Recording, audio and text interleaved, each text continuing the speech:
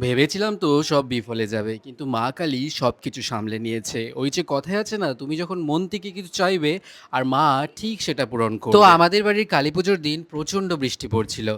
ভাবছিলাম আজকে লোকজন আসতে পারবে তো?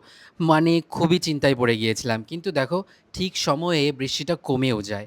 আর আমরা যখন মাকে আনতে গিয়েছিলাম তখনও প্রচণ্ড বৃষ্টি পড়ছিল। কিন্তু ঠিক ৮টার সময় বৃষ্টি কমে যায় আর সারা রাত কোনো বৃষ্টি হয় না। তো এক এক করে বন্ধু-বান্ধব, আত্মীয়স্বজন, পাড়া-প্রতিবেশী সবাই আসতে শুরু করে। জানো তো আগের দুদিন কিন্তু কোনো বৃষ্টি ছিল না। কিন্তু যেদিন পুজোটা ছিল সেদিন সারাদিন মানে সকাল থেকে বৃষ্টি হয়েই যাচ্ছে। আর আমার মনের মধ্যে শুধু একটাই চিন্তা ছিল যে আজকে বৃষ্টিটা যেন কমে যায় মা, যা হোক করে হলেও যেন কমে যায়। সবাই এসে যেন পুজোতে খুব মজা করতে পারে আর মন ভরে পুজোটা উপভোগ করতে পারে। এই দিনটার অপেক্ষায় আমি অনেক দিন ধরে ছিলাম। আমি প্রত্যেকদিন যখন কাজে যেতাম দুবাইতে, তখন ভাবতাম যে বাড়ি গিয়ে যেন ধুমধাম করে পুজোটা করতে পারি।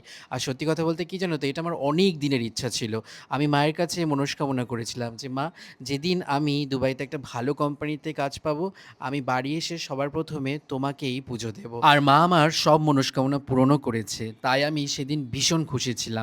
আর জানো তো বাড়ি এসে সবাইকে একসাথে করতে পেরে আমার আরও বেশি ভালো লাগছিল। বাড়ির লোকের সাথে তো ২ বছর পরে দেখা, বন্ধু-বান্ধবদের সাথে প্রায় ৭-৮ বছর পরে দেখা, আত্মীয়স্বজনদের সাথে ৩-৪ বছর পরে দেখা। তো সবাইকে একসাথে করতে পেরে আমার সত্যিই খুব ভালো লাগছিল। আর সেদিন না পুজোটা খুব ভালোভাবেই হয়েছিল। আর সবাই খুব মজাও করেছিল। তো তোমরা সবাই মায়ের উপরে বিশ্বাস রেখো। মা তোমাদের মনস্কামনাও ঠিক একদিন পূরণ করবে। তো জয় মা কালী। আজকের ব্লগটা এখানেই শেষ করলাম। দেখা হচ্ছে তোমার সঙ্গে পরের ব্লগে। টাটা।